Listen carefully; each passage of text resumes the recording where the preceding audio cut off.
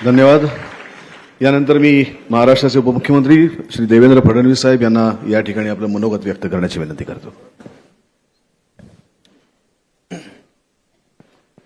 छत्रपती शिवाजी महाराज की जय। छत्रपती शिवाजी महाराज की जय। जय भवानी, जय शिवाजी। जय भवानी, जय शिवाजी। जय जय जय जय जय भवानी। जय जय जय जय जय शिवाजी। हिंदवी स्वराज्याचे सरसंस्थापक छत्रपती शिवरायांना मानाचा मुजरा करतो। भारतीय राज्यघटनेचे शिल्पकार भारतरत्न डॉक्टर बाबासाहेब आंबेडकर यांना वंदना अर्पित करतो। आजच्या या अतिशय ऐतिहासिक क्षणी मंचावर उपस्थित असलेले सातारा जिल्ह्याचे सुपुत्र शिवप्रेमी मुख्यमंत्री एकनाथराव शिंदेजी, आपले विचार अतिशय परखडपणे मांडणारे उपमुख्यमंत्री अजितदादा पवारजी, ज्यांनी आजचा कार्यक्रम घडवण्याकरता अखंड परिश्रम घेतले, ते राज्याचे सांस्कृतिक कार्यमंत्री सुधीरभाऊ मुनगंटीवारजी, पालकमंत्री शंभूराज देसाईजी, मंचावर उपस्थित असलेले आपल्या सर्वांचे लाडके नेते श्रीमंत छत्रपती उदयन महाराज भोसले, श्रीमंत छत्रपती शिवेंद्रराजे भोसले, आमचे सहकारी जयकुमार गोरेजी, महेशदादा शिंदेजी, मकरंद पाटीलजी, राजाभाऊ राऊतजी, श्रीमती वृषाली राजे भोसले, या ठिकाणी विशेष रूपाने उपस्थित असलेले निकोलस मर्चंट, किशन कुमार शर्मा, विकास खारगेजी, जिल्हाधिकारी, मुख्य कार्यकारी अधिकारी, पोलीस अधीक्षक, मंचावर उपस्थित धैर्यशील कदम, मनोज घोरपडे, चौरे, सर्वच मंचावरील मान्यवर, समोर बसलेले सर्व मान्यवर आणि उपस्थित सर्व शिवप्रेमी भगिनी आणि बंधूंनो, आपल्या सर्वांकरताच आजचा क्षण अतिशय आनंदाचा आहे, ऐतिहासिक आहे। छत्रपती शिवरायांनी ज्या वाघनखांचा उपयोग करत या स्वराज्यावर चालून आलेल्या औरंगजेबाचा सरदार असलेल्या अफजल खानाचा त्या ठिकाणी वध केला होता आणि तो चित्तथरारक प्रसंग पिढ्यानपिढ्या आपण सगळे ऐकत आलो। त्या प्रसंगामधलं जे प्रमुख शस्त्र होतं ते वाघनख, जी अनेक वर्ष त्या ठिकाणी लंडनच्या म्युझियममध्ये होती, ती आपल्या भारतामध्ये या ठिकाणी आली आणि खऱ्या अर्थानं आमची राजधानी असलेल्या साताऱ्यामध्ये वस्तू संग्रहालयामध्ये आता ती आपल्या सर्व भारतीयांना, सर्व शिवप्रेमींना दर्शनाकरता उपलब्ध झाली। मला असं वाटतं यापेक्षा मोठं भाग्य आपलं कुठलंच असू शकत नाही। प्रत्यक्ष छत्रपतींच्या इतिहासाशी जुळण्याची संधी या वाघनखांच्या माध्यमातून आपल्याला मिळाली आहे। मगाशी शिवेंद्र बाबांनी आणि उदयन महाराजांनी देखील विनंती केली की आता याच्यावर विवाद करू नका। आपल्या देशामध्ये काही लोकांना एवढाच धंदा आहे, उठसूट प्रत्येक गोष्टीत काही ना काही विवाद उभा करायचा, हे असंच असेल तर, ते तसंच असेल तर।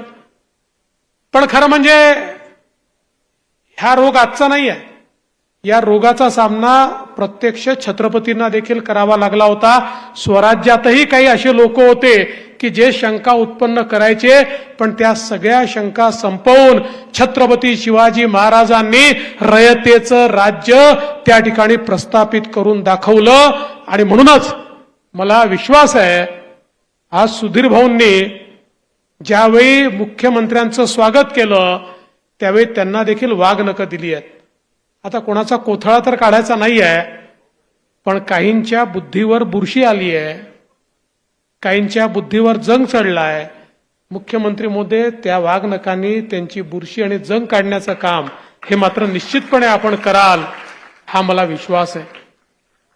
छत्रपती शिवरायांनी या देशामध्ये ज्या काळामध्ये अनेक मोठे राजे, अनेक मोठे राजवाडे मुघलांचं मंडलिकत्व स्वीकारून त्या ठिकाणी राज्यकारभार चालवत होते, ज्या काळामध्ये असं वाटायचं की आता मुघलांचं राज्य कधी संपूच शकणार नाही, स्वकीयांवर होणारे अत्याचार, महिलांवर होणारे अत्याचार हे कधी संपणारच नाही, अशा काळामध्ये आई जिजाऊंच्या आशीर्वादाने, आई जिजाऊंच्या प्रेरणेने आणि आई जिजाऊंच्या शिकवणीने छत्रपती शिवरायांनी त्या ठिकाणी तलवार हातामध्ये घेतली आणि त्यानंतर 18 पगड जातीच्या लोकांना एकत्रित करून या ठिकाणी खऱ्या अर्थानं त्यांच्यामध्ये पौरुष तयार करून त्यांच्या माध्यमातनं रयतेचं राज्य तयार केलं. छत्रपती शिवाजी महाराजांना आम्ही युगपुरुष म्हणतो. युगपुरुष म्हणजे काय? प्रभू श्रीरामांना आपण युगपुरुष म्हणतो कारण जो युग प्रवर्तन करतो तो युगपुरुष असतो.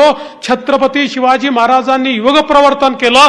ज्या प्रकारे प्रभू श्रीरामांनी त्या ठिकाणी असुरी शक्तीचा निपात करण्याकरता कुठला चमत्कार केला नाही, तर सामान्य माणसांची सेना, जनावरांची सेना, सामान्य लोकांची सेना तयार केली, त्यांच्यामध्ये विजिगीषू वृत्ती निर्माण केली, त्यांच्या पौरुषाला आव्हान दिलं आणि त्यांना सांगितलं ही शक्ती तुम्हीच त्या ठिकाणी संपवू शकता आणि त्या माध्यमातून रावणरूपी असुरी शक्ती समाप्त केली. म्हणून प्रभू श्रीराम हे युगपुरुष आहेत. तसेच छत्रपती शिवाजी महाराजांनी सामान्य माणसाला एकत्रित केलं आणि त्याला सांगितलं या मुघलांची ताकद किती मोठी असली तरी ती ताकद संपवण्याची ताकद जर कोणामध्ये असेल तर ती तुझ्यामध्ये आहे आणि त्याच्यातलं पौरुष जागृत करून, त्याची विजिगीषू वृत्ती ही त्या ठिकाणी जागृत करून त्याच्या माध्यमातून मुघलांच्या सेनेला पराजित करून छत्रपती शिवाजी महाराजांनी स्वराज्याची स्थापना केली. आणि म्हणून आमच्याकरता छत्रपती शिवाजी महाराज हे युगपुरुष आहेत, ते आमचे आराध्य दैवत आहेत. खऱ्या अर्थानं देव, देश आणि धर्माकरता लढणारे आमचे जे मावळे आहेत, या मावळ्यांना जी प्रेरणा छत्रपती शिवाजी महाराजांनी दिली, अखंड 350 वर्ष आता राज्याभिषेकाला झालीत, 350 वर्ष झाली तरी देखील छत्रपती शिवाजी महाराजांचं नाव घेतल्यानंतर प्रत्येकाचं रक्त सळसळतं आणि तीच विजिगीषू वृत्ती, तीच प्रेरणा आजही छत्रपती आम्हाला देतात. ही खऱ्या अर्थानं छत्रपतींनी तयार केलेली किमया आहे, हा त्यांचा चमत्कार आहे. आणि म्हणून अशा छत्रपतींच्या इतिहासाशी जुडण्याची कुठलीही संधी जर आपल्याला मिळाली तर ती संधी आपण प्राप्त करून घेतलीच पाहिजे. आणि या ठिकाणी तर त्यांच्या शौर्याचं प्रत्यक्ष प्रतीक असलेले ही वाघनखं आलेली आहेत. मला विश्वास आहे केवळ साताराच नाही तर महाराष्ट्रातला, देशातला एक एक व्यक्ती ही वाघनखं पाहण्याकरता या ठिकाणी येईल, त्याचं दर्शन घेईल आणि त्यातनं स्वराज्याची प्रेरणा घेऊन निश्चितपणे जाईल.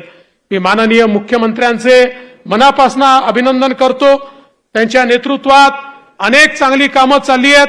आत्ताच अजितदादांनी सर्व गोष्टी आपल्यापर्यंत सांगितल्या, पुन्हा सांगण्याची आवश्यकता नाही आहे. मी एवढंच सांगतो की महाराष्ट्रामध्ये मुख्यमंत्री एकनाथराव शिंदेजी यांच्या नेतृत्वात जे राज्य चाललेलं आहे, छत्रपती शिवरायांकडनं प्रेरणा घेऊनच हे राज्य चाललेलं आहे. त्यामुळे ज्या प्रकारे छत्रपती शिवरायांनी शेवटच्या माणसाचा विचार केला, ज्या प्रकारे छत्रपती शिवरायांनी 18 पगड जातींना एकत्रित करून स्वराज्याची स्थापना केली, कधी भेदभाव केला नाही, तशाच प्रकारे हे राज्य देखील शेवटच्या माणसाचा त्या ठिकाणी विचार करत प्रत्येकाच्या उत्थानाकरता काम करेल, हा विश्वास मी व्यक्त करतो. पुन्हा एकदा छत्रपती शिवरायांच्या चरणी नतमस्तक होतो, त्यांचे आशीर्वाद घेतो आणि आपल्या सर्वांचं अभिनंदन करतो. विशेषतः सांस्कृतिक खात्याचं विशेष अभिनंदन या निमित्ताने करतो आणि माझं बोलणं संपवतो. जय हिंद, जय महाराष्ट्र, जय शिवराय. लाडकी बहीण सारख्या महत्वाच्या योजना राबवणारे आणि जनतेमध्ये लोकप्रिय असणारे महाराष्ट्राचे मुख्यमंत्री माननीय एकनाथ शिंदे यांना आता या ठिकाणी मार्गदर्शन करण्याची विनंती करतो.